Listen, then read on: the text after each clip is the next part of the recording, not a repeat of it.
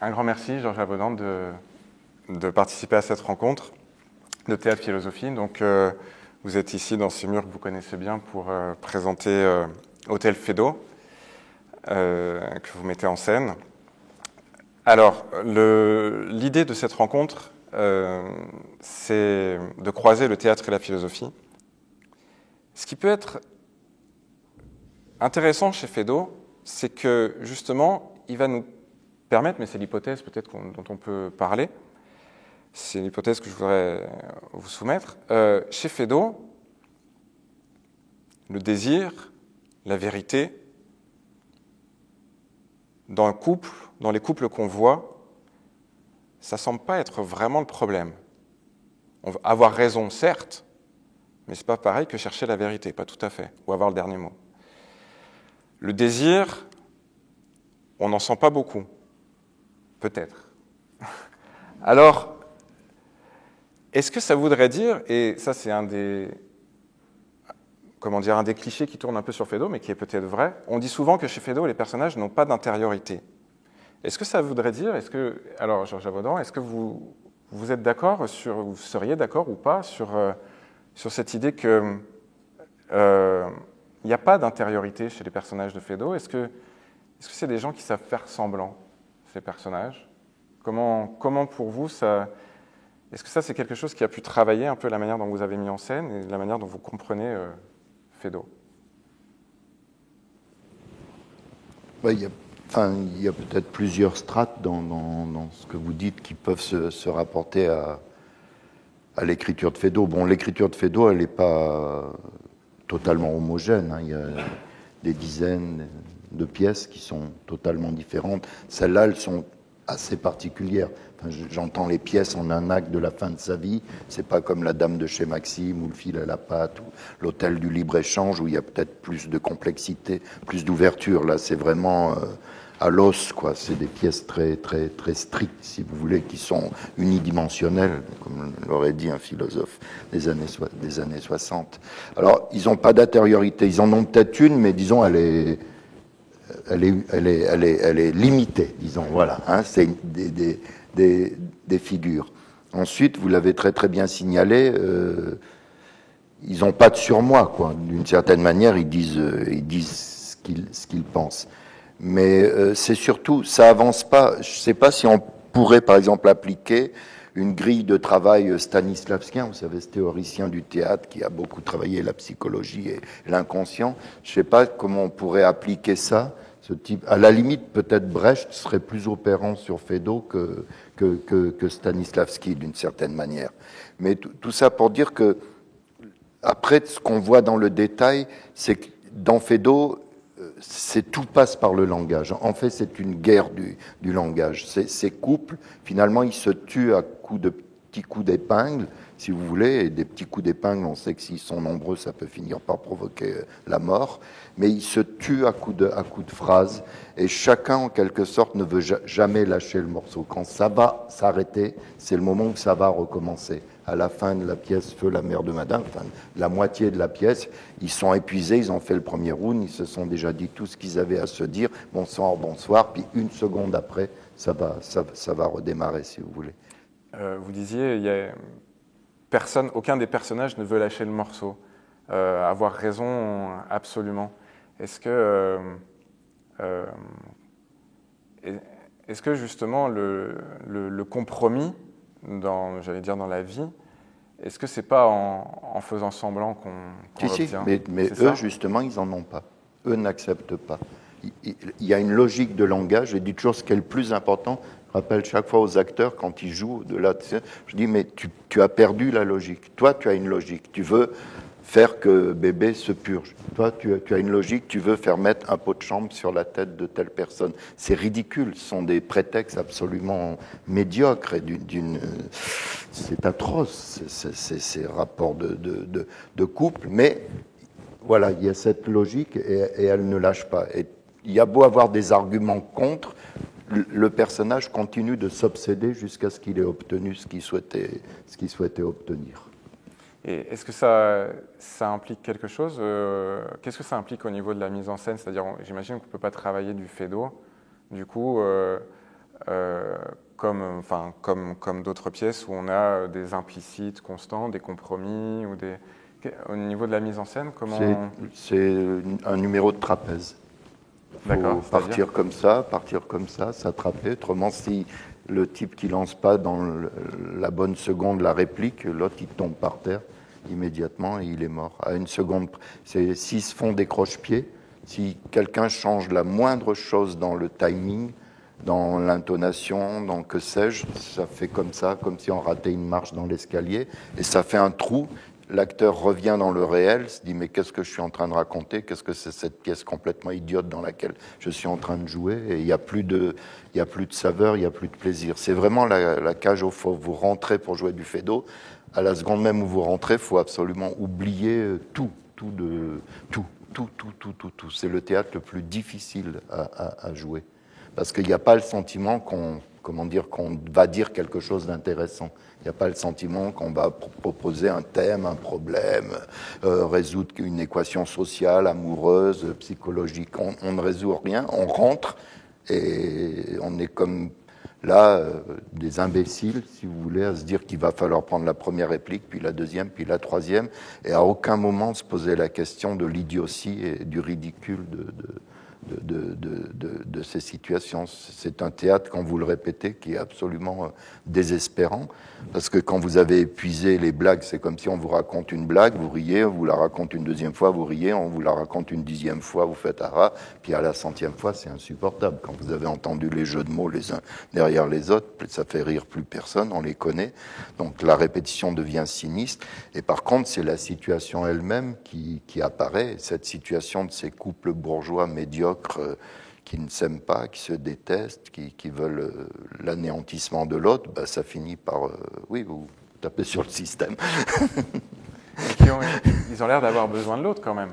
Ils ont besoin que l'autre soit là. Ils ont besoin de l'autre pour lui dire assouvir leur propre...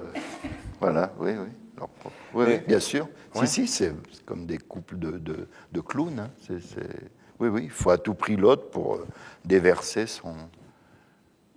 sa propre haine. Je peux parler? Ah oui, tu peux. Bon, alors vas-y, tac. Et oui, on a vraiment l'impression, là, dans ce que vous dites, que parce que la question que j'allais vous poser, c'est finalement, mais quel est l'objet de ce théâtre? Qu'est-ce qui se joue? Parce que, je disais tout à l'heure, là, en préambule, on dirait qu'il n'y a pas de désir, que le vrai, c'est pas le problème. Enfin, je sais pas, peut-être que vous n'êtes pas d'accord avec ça, mais qu'est-ce qui est en jeu? Non, il y a peut-être pas de désir, mais ils ont quand même, enfin le vrai, c'est moins le vrai, mais quand même, eux pensent qu'il y a justement une vérité. Une vérité, oui. Ouais. Hein, ils pensent que si un enfant est malade, constipé, c'est très grave et qu'on ne peut pas traiter ça à la légère. Que si quelqu'un, on a un désir parce qu'on est enceinte et qu'on veut vraiment assouvir le désir de voir son mari mettre un pot de chambre sur la tête, c'est vrai, au contraire, c'est profond, comment dire, on ne peut pas éviter de le faire, quoi. Il y a au contraire un désir absolu. Il faut résoudre cette équation avant de passer à autre chose, autrement plus rien ne va pouvoir exister. Le temps ne pourra plus avancer. Il faut d'abord résoudre ces questions-là avant de passer à autre chose. Donc ils sont au contraire en sur-régime d'obtenir ce qu'ils veulent obtenir. Et voilà. Oui. Il y a une part de... Eux pensent qu'ils détiennent une vérité, justement, qui n'est pas... il ne peut pas y avoir de compromis vis-à-vis de cette vérité. Ils ne peuvent pas voir l'autre face. Aucun des deux ne peut voir l'autre face. L'homme, avant de mettre le pot de chambre, dit « Mais je ne suis pas arrivé, je suis pas arrivé à l'âge de 35 ans pour mettre un pot de chambre sur la tête. » Ça veut dire toute sa vie, tout le trajet de sa vie, c'est pas pour arriver effectivement à un moment à mettre un pot de chambre sur sa tête. Pas fait des études, c'est pas marié, il n'y a pas pour un jour mettre un pot de chambre. Ils sont complètement prisonniers de leur logique propre, en fait. L'autre n'est là que pour écouter la logique du personnage d'en face. L'exacerber, exacerber leur propre logique. C'est deux logiques qui ne se croiseront jamais. Mm-hmm. Enfin, qui vont se croiser, mais sans jamais pouvoir se dire à un moment, bon, on arrête, c'est idiot.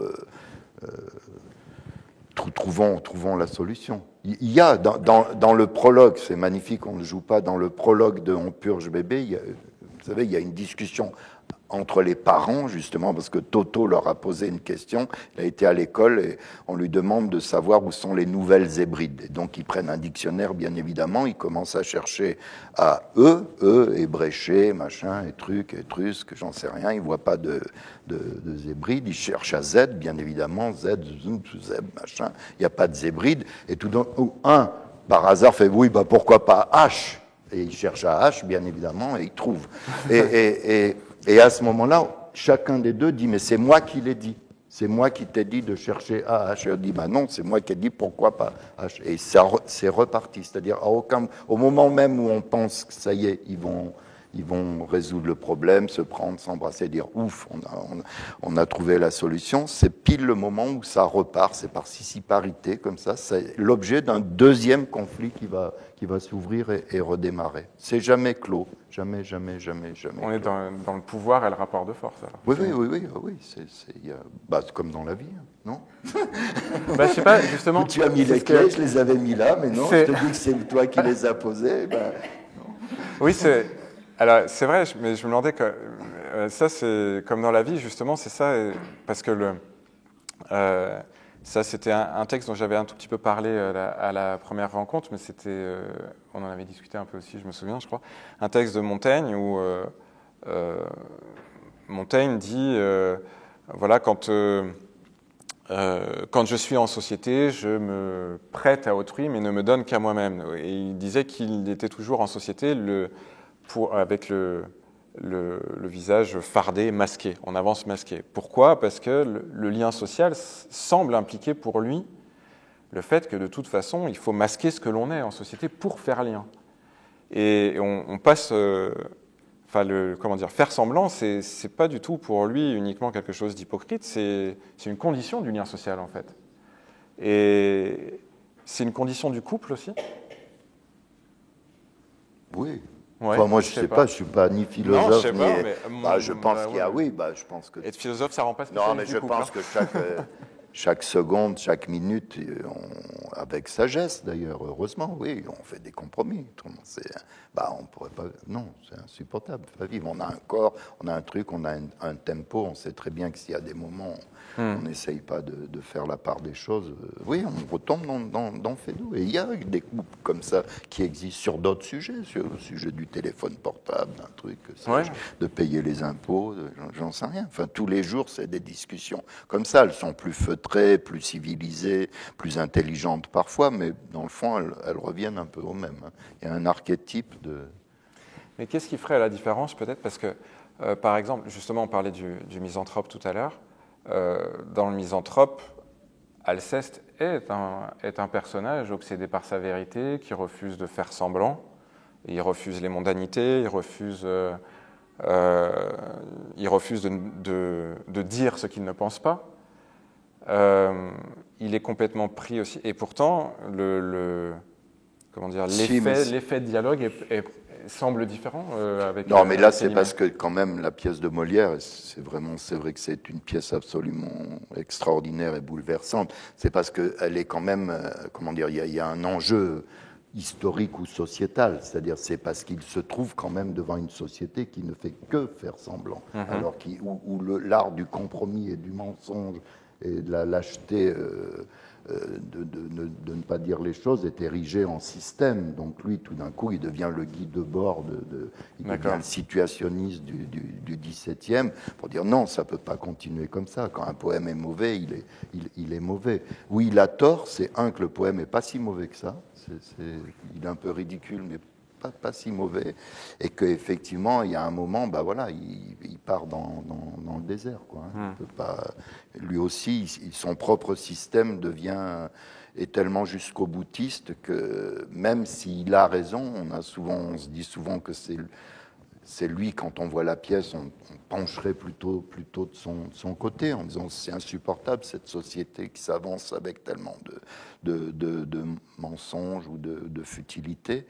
Mais enfin, les trois misanthropes, c'est magnifique parce que quasiment, on pourrait dire que chaque personnage pourrait avoir un point de vue crédible, et bien évidemment Célimène la première, alors qu'elle est souvent présentée comme la faux folle futile et tout ça, qui n'a pas, d'une certaine manière, elle aussi, on pourrait dire que c'est elle qui a une vérité, mais même pas les marquis, mais même Oronte, et bien évidemment Philinte aussi. Philinte, on pourrait dire, voilà, c'est le type raisonnable, enfin, il a compris qu'il y avait des compromis, et ce qu'il lui dit d'ailleurs très très bien. Le Misanthrope, c'est une pièce... Et du coup, chez Feydeau, pour moi, c'est vraiment énigmatique parce que finalement, on a des personnages qui sont entiers, parfaitement authentiques, d'une certaine manière. Ils ne savent dire que leur vérité. Comment dire, leur condition, elle est tragique, complètement. Qu'est-ce qui nous fait rire? Non, mais je pense que si c'était que des pièces, comment dire, sociologiques à la Scribe, un peu comme ça, des tranches de vie à la Zola, personne s'y intéresserait. Encore une fois, lui, c'est le brio, c'est sa manière d'utiliser la langue française. Enfin, c'est l'ancêtre de Ionesco. Enfin, on rigolait quand on préparait la rencontre, ça va, on citait Lacan, Wittgenstein. Voilà, c'est plus vers des choses comme ça qu'il faudra aller si on poussait un peu le truc à la folie. Ça ne marche que parce qu'il y a non-stop des jeux de mots qui sont absolument sidérants. Le plus étonnant, encore une fois, celui qui est, comment t'appelles-tu? Il s'appelle Toto, c'est un diminutif d'Hervé. Donc là, vous êtes vraiment... Là, faut pas chercher à comprendre. Oui, non, vous êtes sûr. devant quelque chose qui ouvre des abîmes, non? Oui. Et en plus, avec la conscience que je disais, c'est là où, quand les acteurs le font, il n'y a aucune seconde, à ses yeux, ça n'est pas vrai. C'est pas une blague qu'il est en train de faire. Il n'est pas en train de faire une blague à Chouillou pour le faire rire en disant non, c'est vrai. Il s'appelle Toto et c'est un diminutif d'Hervé. Point à la ligne. C'est des points de logique, si vous voulez, qui ne sont pas discutables, pas négociables. C'est comme ça et c'est ça qui nous déroute. Se mettre en roi soleil un soir de pluie. Je veux dire, se mettre en roi soleil quand on perd sa belle-mère. C'est des trucs, on est là. Et bien sûr, c'est cette suite d'engrenages de phrases absolument cultes, comme il y a dans des films français à la Audiard, ou tout ça, qui tout d'un coup font que ça tient encore un peu la route, parce que, je le redis, si c'était simplement la petite tranche de vie naturaliste, à la Maupassant, tout ça, qui est merveilleux aussi, mais ça serait simplement, on n'irait pas chercher il me semble, on n'irait pas chercher de ce côté-là. Feydeau ne tient plus d'ailleurs que La Biche, parce que dans La Biche, il y a des situations qui sont émouvantes, qui sont tendres, qui sont douces, qui sont poétiques, on pourrait dire. Dans Feydeau, il n'y a strictement pas l'ombre d'un gramme de poésie. C'est glacial, on pourrait dire. Les comportements sont implacables. C'est vrai que le seul personnage qui est un tout petit peu en relation avec le faire-semblant, c'est justement celui qui se déguise en Louis XIV. Et il est humilié tout le long à cause de ça, en fait. Donc, c'est vraiment... donc il y a vraiment un refus de ça. Et... oui, mais ça, elle le lui dit très bien. Tu as le don de l'ostentation. Voilà, à te déguiser en Louis XIV, voilà ce qui t'arrive. Tu as mal à l'estomac, tu es mouillé, et je te fais une scène. Tu n'avais qu'à pas te jouer autre chose que ce que tu es. Tu es caissier aux Galeries Lafayette. Oui, il le ramène à ce qu'il est réellement. Tu n'es pas Louis XIV. Et il y a une critique sociale, vous pensez, chez Feydeau, ou c'est pas le problème? Si elle y est, mais moi j'accentue pas dessus parce qu'elle y est, alors on pourrait dire elle est tellement d'évidence, et si vraiment vous allez chercher une critique sociale dans ce type de pièce, j'aurais dit alors vaut mieux aller du côté de Strindberg, vaut mieux aller du côté de Brecht de La Noce chez les petits bourgeois, vaut mieux aller de ce côté-là. Si vraiment vous devez faire une critique sociale du couple, il faut trouver des pièces, il me semble, qui sont plus... Là, c'est ce truc langagier, c'est cette électricité langagière qu'il faut ne pas rater. Derrière, si on se dit, oui, c'est terrible la situation des couples à la fin du 19e, oui, elle l'est de fait, mais je pense qu'on la trouve, enfin, pas mieux analysée, mais disons, peut-être plus approfondie dans d'autres auteurs. Je ne les ai pas en tête, mais il y a sûrement dans les auteurs européens un certain nombre d'écrivains qui sont plus forts sur ce thème-là. Ouais, enfin, je ne sais pas si ma question va être claire, mais si on essaye de voir justement dans la question philosophique le rapport entre corps et langage. Est-ce qu'on pourrait dire que chez Feydeau, les personnages sont uniquement leur langage? Ils ne sont que ça? Qu'il n'y a aucune distance entre enfin, comment dire? Que c'est leur langage qui incarne leur logique, ce qu'ils vivent uniquement. Il n'y a aucune distance entre ce qu'ils expriment et ce qu'ils vivent, et qui sont entièrement cette logique-là? Ils ne sont que langage? Je ne sais pas, je comprends la question, hein. Je suis comme vous, des fois j'ai des doutes, puis on me dit, on n'arrête pas de dire des bêtises. Et il y a quand même souvent des indications, le fait même, vous avez une femme enceinte, vous avez, je ne sais pas, une qui se promène toute nue, donc ça veut bien dire, le corps, disons, des parties du corps sont exhibées et travaillées, si vous voulez. Il y en a un qui a les intestins relâchés. Donc le corps joue, mais dans le but d'être encore humilié ou que ça fasse fonctionner des péripéties de langage. Mais il est quand même assez présent, je pense. J'essaye d'analyser, je pense, dans d'autres pièces aussi. Bon, il y a tout ce thème aussi, il y a toute la scatologie permanente, hein, chez Feydeau, qui est là. Tu as sucé la nuque, tu as sucé la nuque de Mademoiselle Dieu-Mamour. Bien évidemment, il ne faut pas être Lacan pour voir ce qu'il y a derrière. Hein. Mais c'est ça qui est très étrange, c'est que le corps est nommé, la sexualité est nommée, c'est présent, et on a l'impression que quand même tout est désérotisé. J'ai envie de dire. Ah oui, ça c'est vrai, oui, c'est désérotisé, mais comment dire alors que ça pourrait l'être, puisque le corps est présent, qu'il y a des phrases volontairement équivoques, qui pourraient être quelque chose où le désir est présent, et pourtant, je sais pas, peut-être que c'est qu'une impression personnelle, mais Feydeau, ça laisse froid de ce point de vue-là, quoi. Enfin, non? Si. De ce point de vue, non, mais vous avez. Je sais pas. Non, vous avez raison. Mais c'est vrai qu'après, à l'inverse, on pourrait dire tout tourne autour de ça. Oui, en même temps, ouais, c'est ça qui est. Ça n'arrête pas de t'auto-constiper, tout ça. Enfin, tout tourne autour de ça. C'est le thème principal, c'est quand même celui-là, si vous voulez, avec les jeux de mots que ça permet, avec les grivoiseries, la vulgarité. C'est vrai, la dame, quand il s'en va, qui dit ce monsieur qui vient nous voir pour la première fois et qui nous parle de ses intestins relâchés. Donc c'est vrai, il s'expose, la cure à Châtel-Guyon, décrite en long, en large et en travers. Alors, vous voulez ajouter quelque chose? Non. Le principe du théâtre philo, c'est aussi l'interaction. Donc, si vous souhaitez poser des questions, on a du temps pour échanger.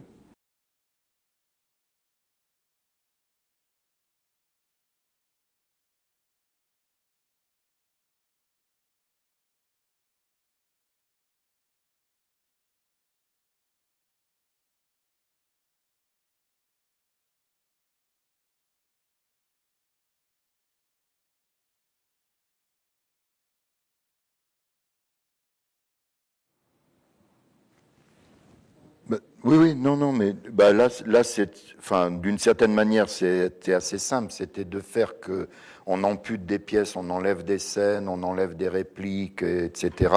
Et donc, quand même, le spectateur qui ne connaît pas les pièces, ce qui a été amputé, il n'en souffre pas, quoi. J'allais dire que tout d'un coup, ils se disent pas, là, qu'est-ce qu'ils sont en train de parler, de quel endroit de la pièce ils sont en train de parler, alors qu'on l'a pas vu. Il y a un petit moment comme ça. J'en suis toujours, je m'en amuse. Il y a un tout petit moment comme ça. C'est quand André Marcon, justement, donc qui est déguisé en Louis XIV, donc on lui apprend que sa belle-mère est morte. Et il y avait une scène dans la pièce où, bien évidemment, elle lui apprend que dans la soirée, sa femme lui apprend que dans la soirée, à nouveau, le tapissier est venu pour faire payer ce qu'ils ont commandé, changer la moquette, changer les tissus des fauteuils. Et effectivement, à un moment, quand il apprend que sa belle-mère est morte, il dit elle lui dit tu aurais dû nettoyer les fauteuils, je sais pas quoi. Il dit je pensais pas qu'elle mourrait si vite. Hein. C'est ça, c'est-à-dire enfin on va pouvoir payer le tapissier. Alors tout d'un coup coup, l'irruption de ce tapissier, ou la réplique sur le tapissier, on peut se dire, oh là là, où est-ce qu'ils ont été pêcher ça? Parce qu'effectivement, il y avait une grande scène d'explication autour de ça. Donc, il peut se produire une ou deux fois des petits tilts comme ça, où on se dit, oh, c'est bizarre, il y a dû avoir quelque chose, un coup de ciseau quelque part. Bon, c'était aussi le principe de ce montage, quoi, de pas trop se faire de soucis, quoi, d'y aller. Mais effectivement, les pièces comme Le fil à la patte et d'autres, quand on les monte dans leur entièreté, on voit que tout est logique. Là aussi, on parlait de la logique, mais il y a une logique de construction chez Feydeau qui est implacable, quoi, implacable dans ces grandes pièces.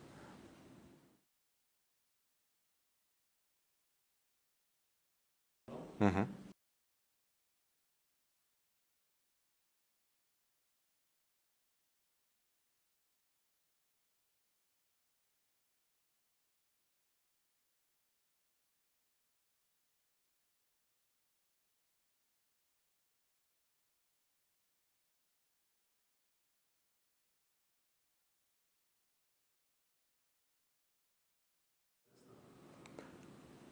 Oui, il y a une base qui est la même. Hein. De toute façon, un comédien, dès qu'il rentre sur scène, il endosse une autre personnalité, il a ses repères, il sait ce qu'il doit jouer. Mais je disais que quand vous jouez Hamlet, ou quand vous jouez Le Misanthrope, quand vous jouez Oedipe Roi, ou quand vous jouez le père de Ibsen, enfin la pièce, j'ai l'impression que inconsciemment l'acteur sait qu'il est en train de porter une pensée, une réflexion devant les spectateurs. Il se dit, je joue une pièce qui a de l'intérêt, qui est complexe, qui est riche, où les métaphores sont intéressantes. Là, j'ai l'impression que quand il joue Feydeau, c'est comme une silhouette en fer blanc, si vous voulez. C'est d'une extrême fragilité, parce que si les rires sont pas au rendez-vous, tout devient sinistre, et jouer ce théâtre-là. Mais dans le fond, après, c'est le même processus. Hein, je pense que c'est plus... Mais ils me l'ont tous dit. Je vous fais part de leur expérience. Je l'ai pas moi-même joué, mais je sais qu'à un moment, André Marcon, qui jouait Feydeau pour la première fois, qui pourtant est un acteur confirmé, a joué des rôles... tous plus difficiles les uns que les autres, à jouer du Novarina, à jouer, enfin bon, tout Molière, etc., Tchekhov. Il me disait que de son point de vue, c'était vraiment le théâtre le plus difficile à jouer, justement à cause de ce sentiment comment dire, de non-intérêt, quoi, si vous voulez. Que si tout d'un coup, vous faites une erreur, le verre n'est pas à la bonne place, et alors là, le réel refait irruption, si vous voulez. Et là, vous vous délitez littéralement, si vous voulez. Et vous n'avez plus la verve qui soutient cette espèce de fantaisie. Et dès que vous n'avez plus la verve, tout devient atroce, sinistre, idiot, et puis on s'endort, et puis voilà, puis on se crispe, ça devient de plus en plus lourd, on force. C'est un théâtre d'une extrême délicatesse. C'est peut-être pas le mot justement qu'il faudrait employer avec Feydeau, mais c'est délicat dans le sens, faut surtout pas, au moment même où on pense que c'est en train de s'effondrer, vouloir forcer. C'est le contraire, c'est un peu tai chi, quoi. Faut laisser venir, souffler, respirer, puis se dire, bon allez, c'est pas grave, dans 5 minutes, ça ira mieux. Mais je sais qu'ils l'ont tous éprouvé, et pareil, quand on avait fait Le fil à la patte, je me souviens de crise, littéralement de crise, de Patrick Pinault arrêtant les répétitions, disant j'y arriverai pas, c'est pas possible, j'y arriverai pas, je veux pas faire ce truc-là. C'est épuisant, vraiment physique. C'est vraiment. Et on ne retrouve ça, bien évidemment, que quand le public arrive, parce que c'est lui le vrai partenaire de toutes ces histoires-là. C'est un théâtre, je ne veux pas dire que Shakespeare, vous allez le jouer tout seul chez vous, mais disons, c'est un théâtre qui n'a de sens que devant le public, et à nouveau, la réaction primitive du public qui s'esclaffe. Et puis voilà, c'est un théâtre mécaniste, si vous voulez. C'est fait pour ça, et c'est tant mieux. Et c'est pour ça que le contrôle, des fois, les acteurs, ce soir, c'était moins bien, t'as vu, alors que c'est toujours aussi bien, mais ils souffrent beaucoup des réactions ou du manque de réaction du public. Mais il y a peut-être d'autres auteurs, hein, je ne connais pas tous les auteurs, mais en tout cas de tous ceux que j'ai montés, de Sophocle, Tchekhov, Brecht, tout ça, pour moi, c'est chaque fois le plus difficile, quoi. Parce que c'est pareil, vous faites pas, vous montez Oedipe-Roi, vous passez 10 jours, 15 jours à la table, vous renseignez sur la mythologie grecque, sur les mythes, sur la psychanalyse, sur plein de choses. Enfin, vous enrichissez. Fédot, quand vous l'avez lu une fois, ça va, tous les termes sont connus, ça va, c'est bon, donc on ne va pas discuter, savoir si le pot de chambre ou la constipation est un thème étonnant. Alors il y a des petites choses, André est toujours surpris, je le comprends aussi, il est toujours déçu quand la bonne revient et annonce qu'elle a été cherchée. La différence entre le sel et des sels. Vous savez qu'au 19e, on mettait, quand quelqu'un s'évanouissait, on lui faisait respirer des sels, une espèce d'ammoniac, comme ça, il est toujours surpris que les gens ne sachent plus tout à fait ce que c'est. Le petit garçon aussi, Benoît, au début, puisqu'on parle, il dit que donc il y avait les Saturnales, où effectivement, dans l'Antiquité, les maîtres et les esclaves inversaient leur rôle un jour de l'année, et il fait une comparaison, lui, alors il dit il était maître de Saturne, et il est très étonné de savoir que les jeunes gens ne savent plus que c'était sa piole, que les étudiants avaient une turne à l'époque, voilà, et les coturnes et la turne, si vous voulez. Voilà. Il y a 2-3 choses comme ça qui ont disparu, qui se sont perdues. Le théâtre de la mécanique, de la logique. Oui, il faut faire attention, parce que mécanique, des fois, c'est un terme qu'on emploie souvent, mais bon, c'est juste pour donner une image, si vous voulez. Hein, sur la même image, on a vraiment l'impression en fait, qu'on peut rajouter un engrenage et que la machine continuera à tourner. Et qu'il n'y a aucune raison qu'elle s'arrête. Non, c'est des bombes à retardement. Dès que la mèche est allumée, ça va jusqu'au bout. Vous ne pouvez plus l'éteindre. C'est fini. Le seul arrêt, en fait, c'est même dans la pièce, c'est l'épuisement, en fait. Oui, c'est exactement ça. Ouais. C'est quand ils n'en peuvent plus. C'est vraiment... Ouais, mais c'est étonnant à quel point... Moi, ça, c'est quand même une chose... Enfin, moi, j'ai déjà posé la question, mais c'est vraiment un mystère pour moi, parce que c'est une condition tragique, quoi. Vraiment. On voit, en fait, la tragédie des rapports humains... dans leurs malentendus. Enfin, c'est même pas des malentendus, parce que là, il n'y a pas de malentendus, c'est même trop bien entendu. On entend et on en rit, et on en rit beaucoup même. Et c'est assez étrange comme comportement. Enfin, dans une tragédie, on rit pas. Non, mais je vous le signalais, dans toutes ces pièces, que ce soit dans La Biche aussi, il y a ça, je me souviens en tout cas dans un chapeau de paille d'Italie, il y a ça. Souvent, les personnages, enfin au moins un en tout cas, en plein milieu de la pièce, dit mais c'est une tragédie, quoi. Ça les fait pas rire du tout. Ça ne les fait absolument pas rire que le chapeau de la mariée ait été mangé par un cheval, je sais pas quoi. Ça ne le fait pas rire du tout. Et quand il voit des gens qui sourient bêtement, c'est style le public, mais quelqu'un qui se moquerait, un autre personnage sur scène, en disant oh c'est pas si grave que ça. Le type dit mais si, c'est très grave. C'est très grave ce qui est en train d'arriver. Et c'est ce que dit la jeune femme de Toto. Il ne faut pas prendre la constipation à la légère. J'ai lu dans un livre qui s'appelle Les coulisses de l'histoire. Je veux dire, c'est très grave, très grave, toutes ces choses-là. Ces histoires-là sont d'une gravité totale et ça ne les fait absolument pas rire. Il n'y a aucun personnage qui rit dans les pièces de Fédot, que ça fait rire. Il n'y a absolument aucun qui rit. Pour eux, ils sont au fond du gouffre, ils sont dans une impasse totale et faut en sortir de ces tragédies. C'est des tragédies, ils sont tous dans la tragédie. En fait, peut-être, à moins qu'il y ait d'autres questions, mais peut-être je vais terminer par la question par laquelle j'aurais dû commencer. Pourquoi monter Fédot? Pourquoi on monte Fédot? Parce que c'est quand même... D'après ce que vous dites, alors techniquement c'est un vrai défi pour un metteur en scène, c'est un vrai défi pour les comédiens, c'est un grand risque et en même temps c'est pas forcément quelque chose qui parle, c'est le plaisir de faire rire le public simplement. Il y a aussi ça, oui. Enfin il y a le plaisir, disons, je sais pas, des moments quand vous réfléchissez aux pièces, c'est pas certain que ce soit une analyse logique qui vous fasse décider. La première chose qui vous fait décider d'une pièce, très souvent, on ne sait pas, c'est que c'est l'acteur ou l'actrice à laquelle vous pensez. Vous dites, bon, je fais le misanthrope, il faut effectivement qu'il y ait quelqu'un capable de jouer le misanthrope. Si vous faites Mademoiselle Julie, il faut qu'il y ait une actrice qui soit capable. Donc souvent, ça commence un petit peu par ça. Puis après, c'est plus ou moins des moments de la vie. Vous vous dites qu'il y a des pièces à des moments, on le dit toujours, par exemple, quand il y a eu la mort des époux Ceausescu, par exemple, en Roumanie, vous savez, à la fin de la dictature, cette espèce de couple sanglant est terrible. Il y a beaucoup de gens qui ont pensé que c'était très intéressant de monter Macbeth de Shakespeare, par exemple, parce qu'on pouvait faire Là, quand il y a eu le Front National, dans les grosses années, il y avait beaucoup de gens qui pensaient que c'était très important de monter Arturo Ui à nouveau de Brecht. Donc il y a souvent un effet comme ça, mécanique, mais qui n'est jamais réel.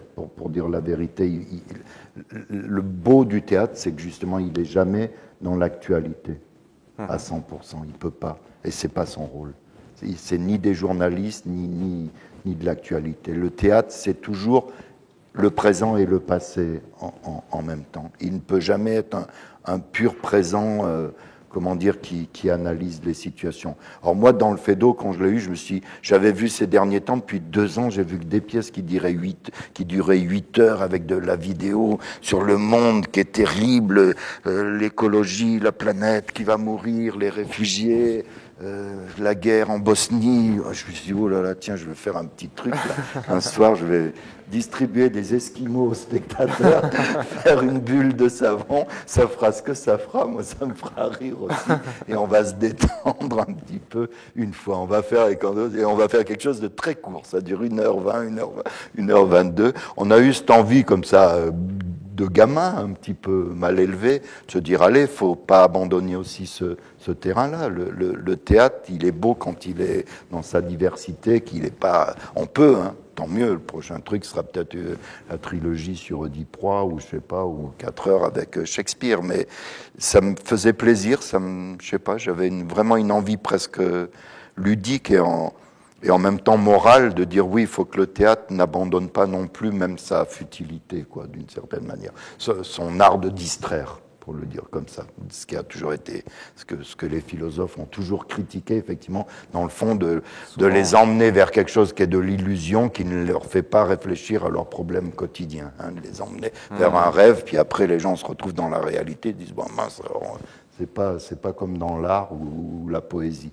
Mais j'avais vraiment un désir profond de cette chose-là. Après, il faut passer à autre chose. Je prétends pas, chaque soir, je me dis pas qu'on rentre chez soi, parce que, oh là là, t'as vu, ça n'engage pas des discussions sur l'état de la planète. Peut-être sur l'état du couple, mais pas sur l'état de la planète. Voilà. Merci. Merci beaucoup. À vous. Merci à vous.